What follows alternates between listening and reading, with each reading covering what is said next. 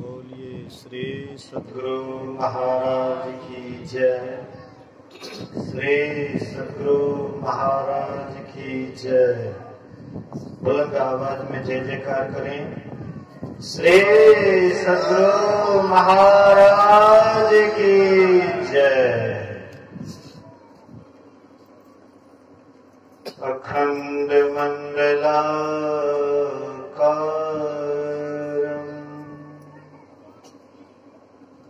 व्याप्तं येन चराचरं तत्पदं दर्शितं येन तस्मै श्री गुरुवे नमः। धन्य धन्य सतगुरु सुखदा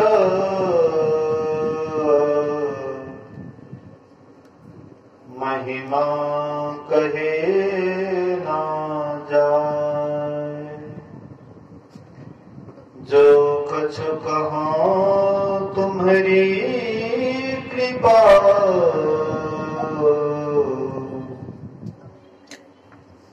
मोते कछु न बसाए। सर्वत्र सर्वदा वर्तमान सद्गुरु महाराज जी के पावन चरणों में कोटि कोटि नमन। उपस्थित गुरुजन, धर्म प्रेमी सत्संगी बंधुओं, पूजनीय माताओं तथा भक्तिमती बहनों, एक दिवसीय संतमत सत्संग का आयोजन परम श्रद्धे अशोक मेहता जी के निवास स्थान पर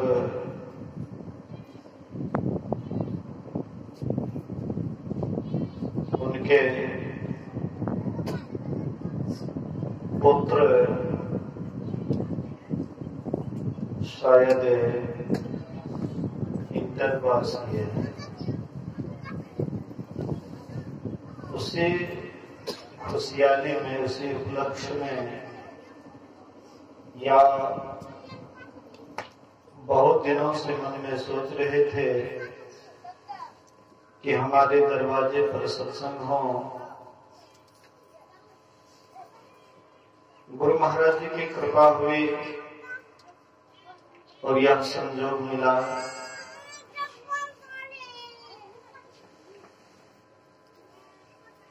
भगवान शंकर मां पार्वती के साथ जा रहे थे। कोई जगह को देखकर भगवान शंकर उस जगह को प्रणाम करते हैं और धरती को प्रणाम करते हैं। मैया पार्वती पूछती हैं कि प्रभु, इस धरती में ऐसी क्या विशेषता है कि आप इस धरती को प्रणाम कर रहे हैं? भगवान शंकर कहते हैं, देवी, यहाँ पर बहुत पहले सत्संग हुआ था, इसलिए यह धरती पवित्र है। फिर कुछ आगे बढ़ते हैं, वहां की धरती को भी प्रणाम करते हैं, वहां पर मिट्टी लेकर के चंदन लगाते हैं। फिर मैया पार्वती पूछती हैं कि प्रभु, यहाँ पर आपने क्यों प्रणाम किया? बोले कि देवी, यहाँ सत्संग होने वाला है। अब सोचिए, वह जगह, वह धरती का कितना बड़ा भाग्य होता है कि भगवान शंकर ऐसे महायोगेश्वर भी धरती को, उस धरती को प्रणाम करते हैं।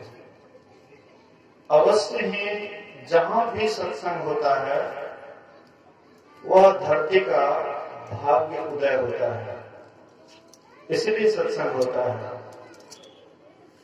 जब द्रवहि दीन दयाल राघव साधु संगति पाइए। जब रघुवीर राम की कृपा होती है, जब दीन दयाल द्रवित हो जाते हैं, जब द्रवहि दीन दयाल राघव साधु संगति पाइए, तब साधु का संग मिलता है। जेहि दरस परस समागमादि पाप राशि नसाई है। उनके दर्शन से, उनके स्पर्श से कहते पाप राशि का नाश होता है। इसलिए गिरिजा संत समागम समना लाभ कछुआना, कहते हे गिरजे, संतों के समागम के समान संसार में और कोई लाभ नहीं है। हम आप लाभ खोजते हैं तो लाभ अपने अपने समझ के मुताबिक लोग खोजते हैं। जिनके पास में जैसी बुद्धि होती है, जितना ज्ञान का विकास होता है, उसी ढंग से लाभ भी खोजते हैं। साधारण आदमी को सांसारिक लाभ थोड़ा बहुत हो जाता है, उनके मन में होता है कि हमको लाभ हो गया। लेकिन जो ज्ञानवान मनुष्य होते हैं, वे साधारण लाभ को लाभ नहीं समझते हैं। वे लाभ किसको समझते हैं? भगवान राम, लक्ष्मण, भरत, शत्रुघ्न के साथ बगीचा में टहल रहे थे और उसी समय में 4 ऋषि आ जाते हैं। सनकादि ऋषि, सनक, सनंदन, सनातन और सनत कुमार। ये 4 ऋषि आ गए तो राम भगवान अपना से जाकर के प्रणाम करते हैं 4 ऋषि को। और राम भगवान क्या कहते हैं? बड़े भाग पाइए सत्संगा, बिनहि प्रयास होई भव भंगा। बड़े भाग्य से सत्संग लाभ होता है। सत्संग ऐसे नहीं मिलता है। सत्संग की तरफ किसी का पैर भी बढ़ता है तो जब तक पुण्य की पूंजी नहीं होती है तब तक सत्संग वाला विचार भी नहीं आता। मन में विचार भी नहीं होता है कि सत्संग करना चाहिए। ईश्वर की बहुत बड़ी कृपा होती है। अब सोचिए, मैं यहाँ पर 2008 में आया था। 2008 में यहाँ पर आया था। उसके बीच में भी आए, हाँ, कुछ सत्संग के व्यवस्था हेतु, लेकिन गुरु महाराज की मौज नहीं हो रही थी कि सत्संग हो। ईश्वर परमात्मा की मौज हुई और उसके बाद इनके मन में विचार आता है कि सत्संग करना चाहिए। ये सबसे उत्तम विचार है। संसार में जितने भी विचार हैं, संसार में जितना भी काम करते हैं, सबसे अगर कोई 1 नंबर में काम है तो वह सत्संग और ध्यान है। और इसी से जिनका भी कल्याण हुआ है, आज तक भी जिसका भी कल्याण हुआ है, यही 2 काम करने से कल्याण हुआ है। इसलिए जो इस रहस्य को समझ जाते हैं, उनको सत्संग के बिना मन नहीं मानता है।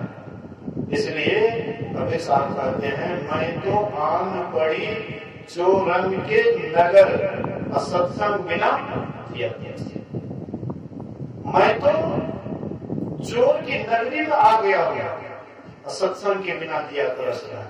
इनका मन तरसता है सत्संग करने के लिए। जिनको सत्संग से लगाव हो जाता है, प्रेम हो जाता है, जिनको जिनसे प्रेम होता है, उनको उसके बिना रहा नहीं जाता है। किसी युवक को युवती से प्रेम हो जाता है तो वह युवक को युवती के बिना अच्छा नहीं लगता है, दिन रात उसी का चिंतन करते हैं। इसी तरह से जिसको सत्संग से लगा हो जाता है, सत्संग से प्रेम हो जाता है, सत्संग के बिना उसका मन नहीं लगता है। इसलिए संतों ने कहने की कृपा की कि सत्संग करो, करो सत्संग नित्य भाई, सुधारो अपना जीवन। कहते हैं करो सत्संग नित्य भाई, बराबर सत्संग करो।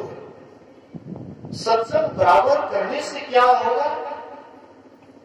तो मन हम आपका कुछ न कुछ दिन रात सोचते रहता है, अच्छा या बुरा। या तो अच्छा सोचते हैं या मन, या बुरा सोचते हैं। अगर अच्छा काम नहीं कीजिएगा तो बुरा काम में लगा हुआ रहेगा। इसलिए इसको सत्संग ध्यान वाला काम दीजिए, अच्छा काम दीजिए, जिससे आपका मन स्वच्छ रहेगा, मन पवित्र रहेगा। इसलिए संतों ने कहा सत्संग करो। हम आप अभी सुनते थे श्री रामचरितमानस से, वंदो प्रथम महीसुर चरना, मोर जनित संशय सहरना। पहले मैं भूदेव के चरणों में प्रणाम करता हूँ। भू मतलब पृथ्वी, अध्ययन मतलब देवता, पृथ्वी पर के देवता। बोलिए श्री सद्गुरु महाराज। तो पृथ्वी पर के देवता कौन है? हम लोग जो अपने मन से देवता बनाते हैं, पृथ्वी पर के देवता नहीं, मन गढ़ों के देवता है। हाँ, गंगा जल ले आए, चिकन मिट्टी ले आए, ताम तुलसी दे दिए, उसको बना दिए। अपने से हम लोग देवता को जन्म देते हैं, मतलब हम माँ बाप हो गए देवता। जब हम ही जन्म देते हैं, पंडित जी आते हैं और मूर्ति में प्राण प्रतिष्ठा कर देते हैं, तो इसका मतलब पंडित जी मूर्ति से बढ़ करके हुआ तब उसमें प्राण प्रतिष्ठा कर दिया। मूर्ति विशेष होते तो पंडित जी के अंदर प्राण प्रतिष्ठा करते, लेकिन मूर्ति मूर्ति कम है, इसलिए पंडित जी आते उसमें प्राण प्रतिष्ठा करते हैं। हम जो भी बनाते हैं तो हमसे विशेष वह नहीं हो सकता, याद रखिएगा। हमारा बनाया हुआ हमसे विशेष नहीं हो सकता, हमसे कम ही होगा। जैसे आप बाल बच्चे को जन्म देते हैं, बेटा बेटी को जन्म देते हैं, तो आपसे विशेष नहीं हो जाएगा बेटा बेटा, वो आपसे जब भी होगा तो कम ही होगा। वैसे आप जो भी देवी देवता को अपने से करते हैं वो आपसे विशेष नहीं है, आपसे कम ही है।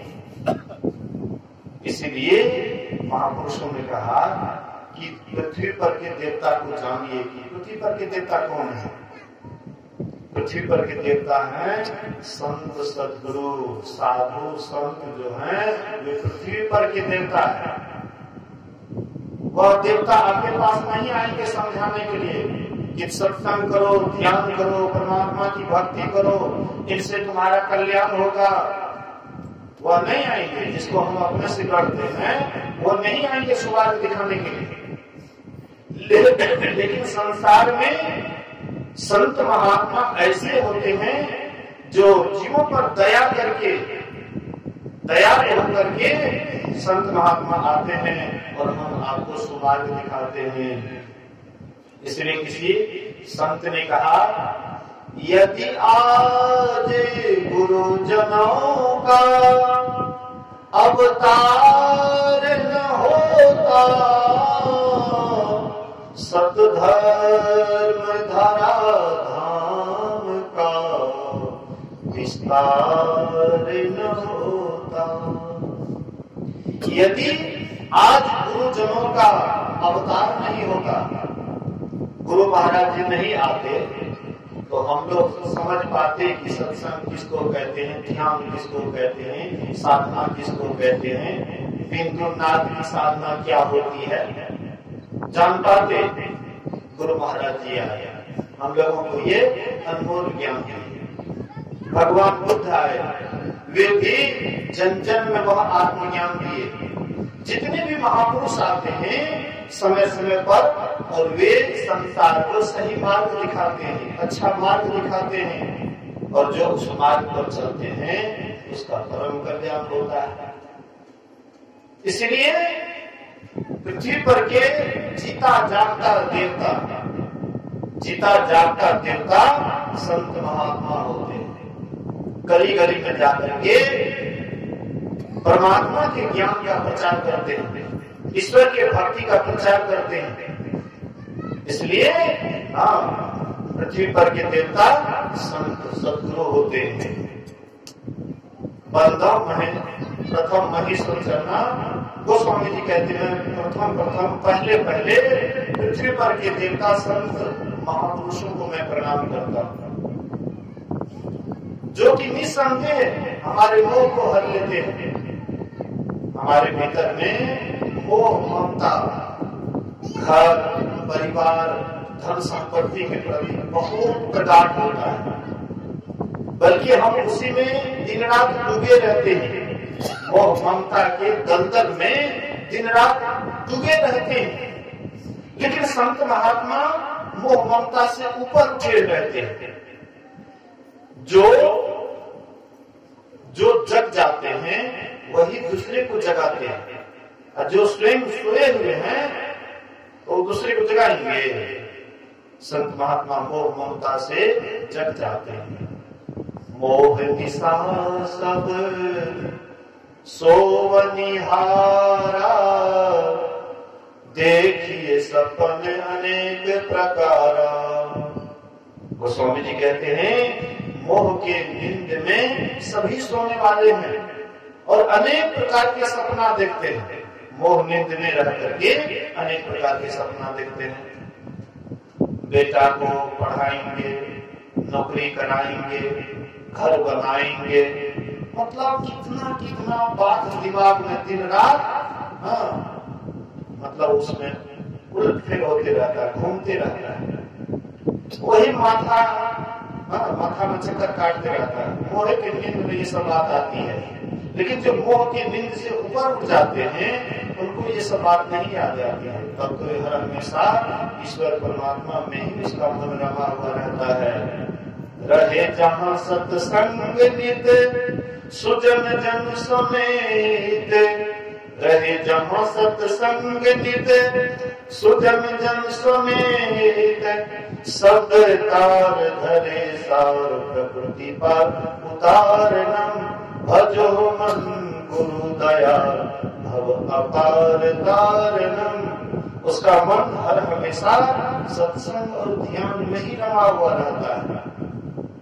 उसका मन हम लोगों के जैसे स्वतंत्र नहीं रहता है, जहां कहां नहीं फिरते रहता है। मोह से अब जागे बंदे, राम में अब मन रमा। मोह से अब जागे बंदे, राम में अब मन रमा। कबीर साहब कहते हैं मोह से अब जाग बंदे, राम में अब मन रमा। अब परमात्मा में मन को रमाओ। बहुत सो लिए, बहुत जन्म तो ही सोवत बीते, अजो न जाग सवेरे। अरे बहुत जन्म जन्मांतर से तुम ये मोह की नींद में बहुत सो लिए हो, अब तो जगो। लेकिन हम लोग कहते नहीं, अभी हमको सोना है, अभी हमको मत जगाइए। जो भी महापुरुष आते हैं जगाने के लिए, हमारी नींद को तोड़ने का कोशिश करते हैं, तो हम उसको फांसी पर लटका देते हैं, किसी के जी को काट लेते हैं, किसी को क्रॉस पर लटका देते हैं, किसी को आग में जला देते हैं। संत महात्मा कहते हैं कितना कष्ट लोग देते हैं, क्योंकि हमारी नींद को वे तोड़ते हैं, मोह के नींद को तोड़ते हैं, इसलिए हमें गुस्सा होता है। बोलिए श्री सद्गुरु। जब मैं पढ़ लिख रहा था, विद्यार्थी लाइफ में था, तो जल्दी उठने का मन नहीं करता था, आराम से सोए रहते। सवेरा हो जाता, हाँ, वृद्ध बाबा बराबर है उठने देखा तक सवेर भाग ले अखन तक सुतले छे इतने भीतर पूरा गुस्सा उठता था, जब हुए छे सुतल थी अभी अब ये चल गया, इतने भीतर पूरा गुस्सा होता था। क्यों? इस रास को नहीं जानता, लगता था बड़ा उगड़ों के जैसे इधर उधर आता है, लेकिन अब जगाने नहीं आते, अपने आप जगते हैं। समझ में आता है कि जगने से ही लाभ मिलता है। जिसको समझ में आ जाएगा कि सोने से हानि होती है और जगने से लाभ होता है, तो जगाने के भरोसे नहीं रहेंगे कि कोई हमको जगाएंगे तब जगेंगे। इसलिए हाँ, जागेगा सो पावेगा, सोवेगा सो खोवेगा। उसकी आयु भी खत्म होगी, ज्यादा सोने वाले की आयु बहुत जल्दी खत्म हो जाती है और जगने वाले की आयु बढ़ जाती है। नींद में हम बहुत तेजी से श्वास लेते हैं, बहुत तेजी से श्वास को खर्चा करते हैं, और जब जग जाते हैं तो श्वास धीरे धीरे धीमा पड़ जाता है, इसलिए कम खर्च होता है। संत महात्मा कहते जगो, जगोगे तब पता लगेगा कि कौन कौन है।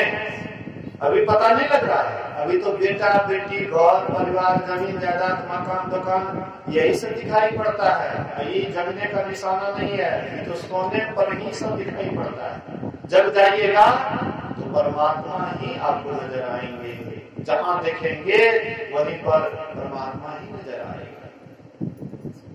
इसलिए महापुरुषों ने कहा जगो, अब जगने की बारी आ गई है, मानव शरीर मिला है, अब नहीं जगोगे तो कब जगोगे? कुत्ता बिल्ली सांप सुंदर में जाके जगोगे। ये उत्तम शरीर तुमको काहे के लिए मिला है? सोने के लिए मिला है। अरे बहुत सो लिया, अब जगो। तो संत महात्मा हमारे मोह को तोड़ने वाले, बंदा प्रथम महेश्वर चरना मोह जनित संशय सभरना, जो हमारे सभी शंका को सभी समस्या को भर लेते हैं। फिर कहते हैं सुजन समाज सकल गुण खानी। जो सुजन समाज होता है सभी गुणों की खानी, ये सभी गुणों की खानी होते हैं। सुजन समाज किसको कहते हैं? बोलिए श्री सद्गुरु महाराज की। सो मतलब सुंदर, जन मतलब आदमी, सुंदर आदमी। सुंदर आदमी हो तो आप किसको कहेंगे? जो चेहरा से सुंदर है, क्या वे सुंदर हैं? चेहरा से सुंदर एक वेश्या भी होती है, जो 2-3 मंजिला मकान पर हम लोग सोचते हैं घर बनाएंगे, वेश्या के पास इतना पैसा आता है कि तुरंत 2-4 मंजिला मकान बना देती है, आलीशान मकान में रहती है, सुंदर भवन में रहती है। लेकिन क्या हम वेश्या को सुंदर कह सकते हैं? कदापि नहीं। वेश्या को हम आप कभी सुंदरी नहीं कह सकते हैं। हाँ, कोई अगर रूप से थोड़ा असुंदर भी हो, लेकिन अगर उसका व्यवहार ठीक है, उसका चरित्र ठीक है, उसका आचार विचार ठीक है, उसका रहन सहन ठीक है, तो हम आप उसको अवश्य सुंदर या सुंदरियां कह सकते हैं।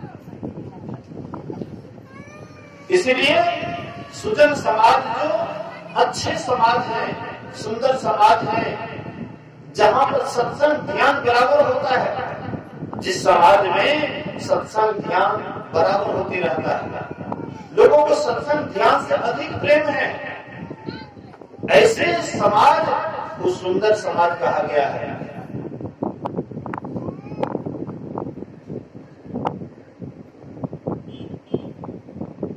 ऐसे समाज को सुंदर समाज कहा गया है। हम आप उसी को सुंदर समाज कहते हैं जहां पर ज्यादा धनी लोग रहते हैं, सुंदर सुंदर मकान उनके पास होता है, व्यवस्था खूब बढ़िया होता है, ऐसे आराम का सामान जिसके पास में बहुत ज्यादा रहता है, हम आप उसी को सुंदर समाज कहते हैं। लेकिन संतों की दृष्टि में वे समाज को सुंदर समाज नहीं कहा गया। मनियारपुर से एक बार मैं आ रहा था तो बभन गमा गया था, वहां पर सत्संग भवन है। गुरु महाराज जी वही बभन गमा में एक बार गए थे सत्संग करने के लिए। बोलिए श्री श्री गुरु महाराज की। गुरु महाराज जी बभन गमा में एक बार गए थे सत्संग करने के लिए। तो जो सत्संगी के यहाँ सत्संग हो रहा था, होने वाला था, रात में उसका बेटा मर गया। एक ही बेटा था, अभी लगभग छोटा ही था, दूध पिया बच्चा। तो रात में वो मर गया और सुबह में गुरु महाराज जी समय से आ गए। तो सभी सत्संगी लोग बैठे हुए हैं, सत्संग होता है। गुरु महाराज के पास माइक आया, गुरु महाराज प्रवचन किए, आरती होती है और गुरु महाराज घर वाला पीछे में बैठा हुआ था सत्संग में, जैसे हमारे देखिए, हाँ सुबह बैठे हुए। जो अच्छे सत्संगी होते हैं अपने दरवाजा पर भी करते हैं तो खुद भी सुनते हैं। ऐसा नहीं कि सत्संग करा दिए, हाँ बड़े बड़े राजा महाराजा मंदिर बना दिए, अब पुजारी पूजा करेगा, हमको उससे कोई मतलब ही नहीं है। नहीं, जो अच्छे सत्संगी होते हैं अपने दरवाजे पर भी करते हैं, अपना भी सुनते हैं, दोनों लाभ लेते हैं, कराने का भी और करने का भी। तो वे सत्संगी भी बैठे हुए थे सत्संग में और पूरे परिवार को समझा दिए थे कि देखो गुरु महाराज जी आएंगे सत्संग करने के लिए, किसी को रोना धोना नहीं है, नहीं तो गुरु महाराज जी के सत्संग में बाधा होगी, सत्संग भंग हो जाएगा। इसलिए पूरा परिवार को समझा दिया। वो भी बैठे हुए थे सत्संग में, आरती होती है तो गुरु महाराज जी कहते हैं, अरे जी, अरे आपको सत्संग अगर कराने का नहीं था तो काहे सत्संग करा रहे हो? सत्संग कराने का विचार अगर नहीं था तो काहे करा रहे हो? कहते हुजूर क्या हुआ? तो तुम्हारा मुंह लटका हुआ है, चेहरा उदास लग रहा है। जो सत्संग कराता है तो उसका चेहरा तो मतलब आनंदित रहना चाहिए, खुशहाली रहना चाहिए, और तुम्हारा चेहरा उदास है, नहीं कराने का विचार सब नहीं कराता। वही काम कराने में खुशहाली होनी चाहिए, और जब उदासी है, उदासी मन से काहे कराते हो? बगल में जो पड़ोसी बैठा हुआ था कहते हजूर एक को लड़का था रात में मर गया। हाँ हजूर रात में, हाँ मर गया। चलिए तो दिखाइए तो कहाँ पर है? सत्संगी सभी गुरु महाराज के पास फूल चढ़ा के चरण में एक फूल उठा करके ले लिया, दिखाइए तो कहाँ पर मर गया। तो गए हाँ सौरी घर में जहाँ पर बच्चा को रखा हुआ था, झाँप करके कहते हजूर ये है बच्चा। तो गुरु महाराज ने फूल जो है बच्चा के ऊपर चढ़ा दिए। अभी कौन कहता है बच्चा मरा हुआ है? तो सोया हुआ है जी, बच्चा सोया हुआ है, आप लोग कहते मर गया है। इसकी माँ को बुला इसके माँ को, इसको उठा करके दूध पिलाओ। उसकी माँ आती है, बच्चा को उठाती है, जैसे स्थान से लगाती है उससे बच्चा तुरंत दूध पीने लग जाता है। बोलिए श्री सद्गुरु। ये तो पहुंचे हुए महापुरुष की मतलब एक विशेष कृपा हुई। मैं आपको इस तथ्य के अनुसार एक उदाहरण देना चाह रहा था कि उस गांव का नाम बभन गमा है जहां पर ये घटना घटी थी। अभी भी वे आदमी हैं जिसको गुरु महाराज जी जीवित किए हैं, अभी भी वो आदमी है, ये है बभन गमा में। तो उसी बभन गमा में जिसका नाम बभन गमा है, बभन गमा का मतलब तो सब आदमी जानते हैं, बभना का गांव, हाँ ब्राह्मणों का गांव, जहां पर ब्राह्मण अधिक है, बाभन अधिक है, बभन गमा। लेकिन वहां पर ब्राह्मण नहीं के बराबर है, प्रायः मंडल है। हाँ, प्रायः उस गांव में मंडल बस्ती है। एक तरफ से पूरा सत्संगी है, सत्संगमय। गुरु महाराज जी के सत्संगी बहुत है भवन का महान। तो आप कहिएगा कि नाम रखने वाले को गलती हो गया है? जब वहां पर ब्राह्मण है ये नहीं है तो फिर पवन कामा कैसे उसका नाम रख दिया? तो भले ही वे लोग जाति से ब्राह्मण नहीं है, लेकिन वे ब्राह्मण वाला कर्म करते हैं, इसीलिए उस गांव का नाम पवन कामा है। मैं भी गया था, वहां पर सत्संग मंदिर बना हुआ है। मेरे कहने का ये आशय है कि सुजन समाज हम आप किसको कहते हैं? जहां पर बढ़िया मकान बना हुआ है वह सुजन समाज नहीं है, अच्छा समाज नहीं है। सुजन समाज जहां पर सबके सब प्रायः लोग सत्संगी हैं, सत्संग से लगाव है, सत्संग से प्रेम है। जब सत्संग होने लग जाता है तो सब काम धाम को छोड़ देते हैं और सीधा चले जाते सत्संग में। बोलिए श्री सद्गुरु महाराज। भगवान कृष्ण जब बांसुरी बजाते थे तो राधिका के कान में जैसे ही बांसुरी का आवाज आता था, चाहे वह जो भी काम करता है, वह काम करते हुए वहीं पर उस काम को छोड़ देते थे, चाहे खराब हो कि अच्छा हो। अब दूध डाल रही है, आवाज सुन ले, वहीं पर दूध का मटका छोड़ दिया, फूटे कि कुछ हो गए, सीधे चले जाते थे भगवान कृष्ण के पास रासलीला में। मतलब इतना आकर्षण था। ऐसे जिसको ईश्वर से प्रेम हो जाता है, सत्संग से प्रेम हो जाता है, मानिए उनको परमात्मा से प्रेम हो जाता है।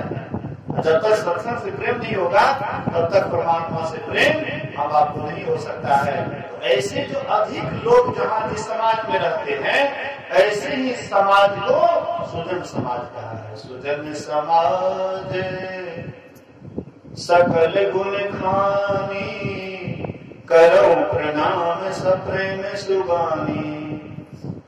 छपरा में एक बार छपरा गए थे गुरु महाराज सत्संग करने के लिए। तो छपरा में एक मेहतर जाति के थे, मेहतर जिसको डोम कहते हैं, शहर बाजार में झाड़ू वगैरह साफ सुथरा करता है। तो मेहतर जाति के तहवलदास थे और वह डोम की बस्ती को, हाँ, पूरा सत्संगमय वह बस्ती था। छपरा में पूरा सत्संगमय, सत्संगीमय।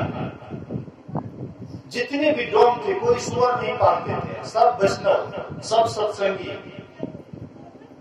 इतना साफ सफाई के लगता था कि मतलब कोई नहीं कहता कि ये मेहतर का गांव है, लगता था कोई ब्राह्मण का गांव है। एक बार दो सन्यासी महात्मा छपरा शहर होकर के जा रहे थे एरोप्लेन पकड़ने के लिए, हवाई जहाज पकड़ने के लिए। हाँ, तो ये तहवलदास जो सत्संगी थे वो बाजार में झाड़ू लगा रहे थे। हाँ, नली बाजार वगैरह में झाड़ू लगा रहे थे। तो दो सन्यासी महात्मा जो जा रहे थे, ये झाड़ू को रख देते हैं और दूर से हाँ महात्मा जी को प्रणाम करते हैं। प्रणाम महाराज जी, प्रणाम महात्मा जी। कहते हाँ ठीक है ठीक है। तो महात्मा जी हमको भी कुछ सत्संग सुनाइए, आत्मज्ञान दीजिए ना, आत्मा क्या है। महात्मा जी अवाक हो गए कि हाथ में झाड़ू लगाता है छपरा शहर में झाड़ू, अरे क्या हो रहा है आत्मज्ञान की बात। कभी तुम सत्संग सुना है? बोले कि हाँ, हमारे गुरु महाराज कभी कभी आते हैं, छपरा का सत्संग भवन है, तो वहां पर हमारे गुरु महाराज कभी कभी आते हैं, तो वही कभी कभी सुनाते हैं आत्मा क्या है। थोड़ा बहुत कुछ सुने हैं, और अगर आप लोग सुनाते समझा देते तो बड़ी कृपा होती। ये दोनों सन्यासी बड़े प्रभावित हुए कि मैंने तो सोचा था कि जो उच्च वर्ग के लोग हैं वही इसकी खोजी हैं, लेकिन आज मुझे पता लगा कि हमारे जैसे झाड़ू देने वाले भी आत्मज्ञान की खोजी है। अवश्य ही मैं अभी विदेश जा रहा हूँ, सत्संग प्रचार के लिए विदेश जा रहा हूँ, जब उधर से लौटूंगा तो तुम्हारे जैसे लोगों के बीच में ही यह आत्मज्ञान होगा। मतलब देखिए, ऐसे जो समाज हैं, जो सत्संग से विशेष प्रभावित हैं, सत्संग के प्रति विशेष आस्था है, विश्वास है, ऐसे समाज को गोस्वामी जी प्रणाम करते हैं। सुजन समाज सकल गुण खानी, वे सभी गुणों के खानी होते हैं। वहां पर जल्दी चोरी डकैती या और भी उल्टा पुल्टा कर्म नहीं होता है, जहां पर सुजन समाज होता है। इसलिए गुरु महाराज जी के गुरु बाबा देवी साहब कहते थे, लाला सबसे ऊपर मेरे को आध्यात्मिकता का, सबसे ऊपर में सबसे अधिक महत्व, सबसे अधिक विशेषता तो अध्यात्म ज्ञान को सबसे ऊपर रखो, आध्यात्मिकता को, उसके नीचे रखो सदाचारिता को, और उसके नीचे रखो सामाजिक नीति को, और सबसे नीचे में रखो राजनीति को। लेकिन आजकल हम लोग क्या करते हैं, सबसे ऊपर में रखते हैं राजनीति। राजनीति का जब समय आ जाता है, केड़ू केड़ू घोड़ू मंगड़ू सब देखिए राजनीति में लगता बड़का नेता हो गया। जो झूठ कुछ बोलने वाला को और ज्यादा उसमें, और ज्यादा उसमें ये हो जाते हैं। इसलिए संत महात्मा कहते हैं कि राजनीति सबसे नीचे रखिए, अध्यात्म ज्ञान के सबसे ऊपर में रखिए। जहां के व्यक्ति अध्यात्म ज्ञान से जुड़े होंगे, आध्यात्मिक होंगे, वहां का व्यक्ति अवश्य ही सदाचारी होगा। और जहां की व्यक्ति सदाचारी होगा, वहां की सामाजिक नीति अच्छी होगी। और जहां पर सामाजिक नीति अच्छी होगी, वहां पर बुरी राजनीति नहीं कर सकती। इसीलिए अध्यात्म ज्ञान से सबको जुड़ना चाहिए। सुजन समाज सकल गुण खानी, करो प्रणाम सब प्रेम सुबानी, साधु चरित्र शुभ सरिस कपासु विरस, साधु चरित्र शुभ सरिस कपासु निरस विशद गुणमय प्रजासा। साधु का जो चरित्र होता है वे कपास की तरह होता है, कपास की तरह भला होता है। कहीं कहीं पर कपास की खेती होती है, रुई, कपास से रुई निकलती है, रुई का धागा बनता है और धागा से कपड़ा, कपड़ा बनता है। और ये कपड़ा हमारे शरीर को ढकने का काम करते हैं, हमारे इज्जत को ढकने का काम करते हैं। ऐसे ही जो साधु होते हैं वे दूसरे की प्रतिष्ठा करते हैं, दूसरे की हित की काम करते हैं, दूसरे की शुभकामना करते हैं।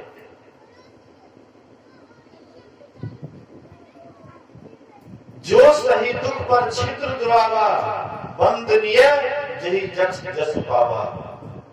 जो स्वयं दुख सह करके दूसरे के दोषों को छिपाते हैं, वे संसार में बड़ाई करने योग्य यश को पाते हैं। संत महात्मा बहुत अपना दुख को सह लेते हैं, लेकिन दूसरे को दुख नहीं देते। अपना वे कष्ट को सहते हैं, परेशानी को सहते हैं, लेकिन संसार को सुमार्ग बताते हैं, संसार को अच्छा रास्ता दिखाते हैं। और जो ऐसे साधु संतों के बात पर चलते हैं, उसका जीवन आनंद से खिल जाता है। जैसे सुंदर फूल खिलता है तो सबके मन को मोह लेता है, सबको अपनी ओर आकर्षित कर लेता है। इसी तरह से हम आप भी जब संत महापुरुषों से जुड़ करके सत्संग ध्यान अगर बढ़िया से करने लग जाते हैं, तो एक दिन वही फूल के समान खिल जाते हैं। तो फूल भंवरे को बुलाता नहीं है। जब फूल खिलता है भंवरे को बुलाता नहीं, भंवरे तो अपने आप आकर्षित होकर के फूल के पास जाते हैं। ऐसे ही आप साधना करते हैं, साधना करते करते अगर आपने परमात्मा को पा लिया तो समझ जाइए फूल के समान खिल गए। तब तो आपके पास में बहुतों आने लग जाते हैं, बिना बुलाए बहुत आने लग जाते हैं, क्योंकि उसको सुगंध बुझाता है, उसको सुगंध बुझाता है, उसका सुगंध ऑटोमेटिक फैलने लग जाता है। एक बार भगवान बुद्ध से आनंद पूछते हैं कि प्रभु क्या ऐसा भी कोई संसार में फूल है जिसका सुगंध हवा के विपरीत भी चलता है? जैसे मान लीजिए पूर्वा हवा चल रहा है, पूर्वैया चल रहा है? तो पश्चिम की ओर जो है मतलब न पश्चिम की ओर उसका सुगंध जाएगा, या पछिया चलता है तो पूर्व की ओर सुगंध जाएगा फूल का। लेकिन आनंद पूछते हैं कि कोई ऐसा भी फूल है, जूही, चमेली या और भी कोई ऐसा भी फूल है जो कि हवा के विपरीत भी चलता है?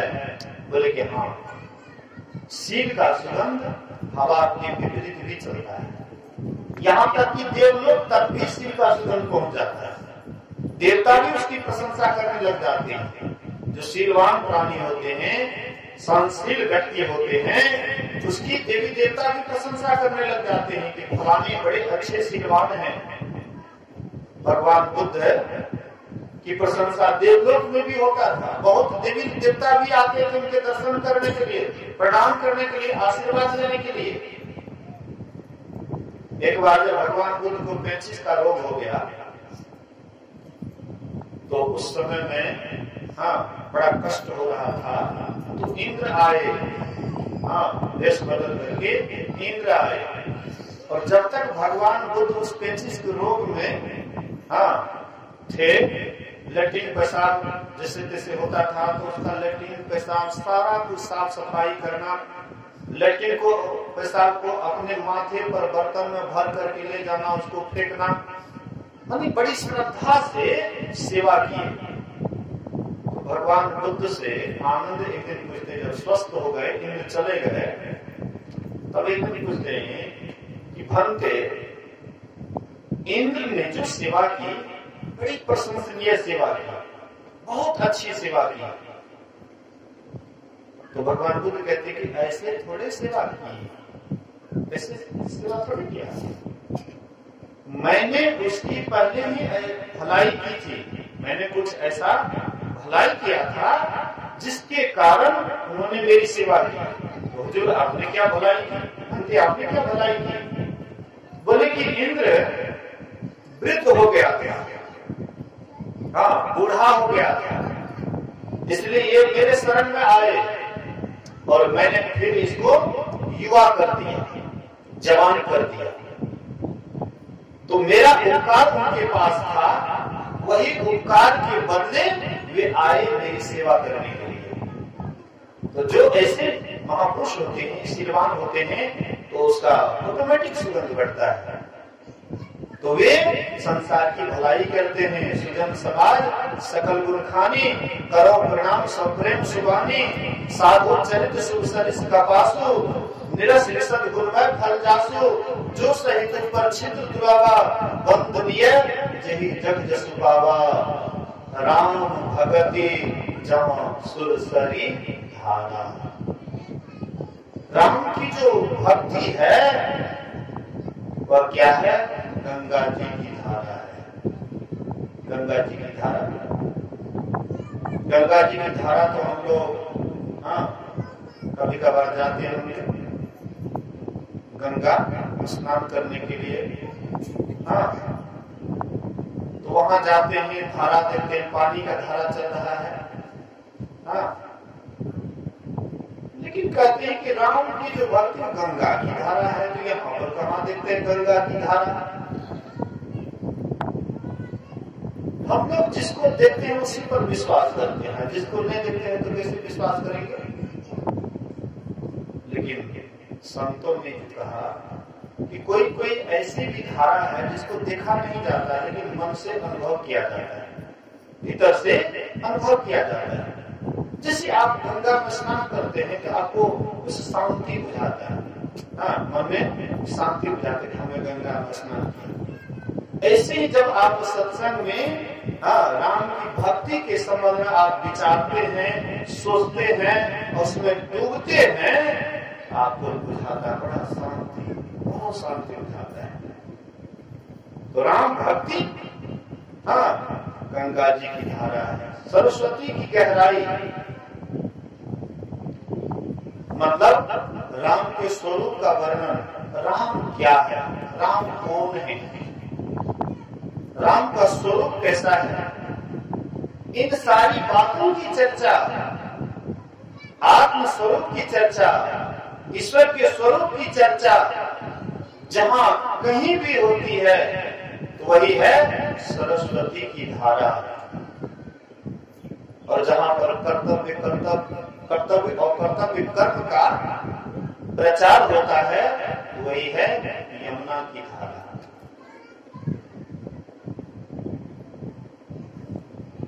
तो राम की भक्ति, राम के चरित्र का वर्णन प्रायः मिल जाता है, चाहे संतमत का सत्संग हो या रामानंदी सत्संग हो या कबीर पंथी सत्संग हो। मतलब राम भक्ति, राम जी के चरित्र का वर्णन प्रायः आपको मिल जाता है, लेकिन सरस्वती की गहराई जल्दी नहीं मिलती है, सरस्वती की धारा जल्दी नहीं मिलती है। बल्कि सरस्वती की गहराई ही सबसे विशेष चीज है। और जब तक सरस्वती की गहराई को नहीं जानेंगे और सरस्वती की धारा में डुबकी नहीं लगाएंगे, तब तक आपका मन कभी भी मैल दूर नहीं होगा। मन में जो जन्म जन्म का मैल लगा हुआ है, मन में जो काई लगी है, पापों के संस्कार जन्मों के मेरे हैं जो दया कर क्षमा कर मिटाना, गुरु मम सुरत को गगन पर चढ़ा।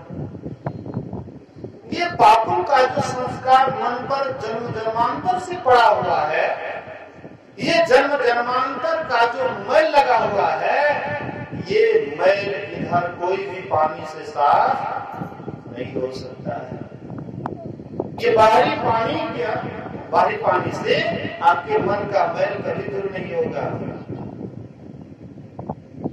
मन मैला और तन को धोए, मन मैला है, शरीर को मांझ करके स्नान कर रहे हैं, तेल लगा रहे हैं, साबुन लगा रहे हैं, शैम्पू लगा रहे हैं, एकदम शरीर को मल करके धो रहे हैं।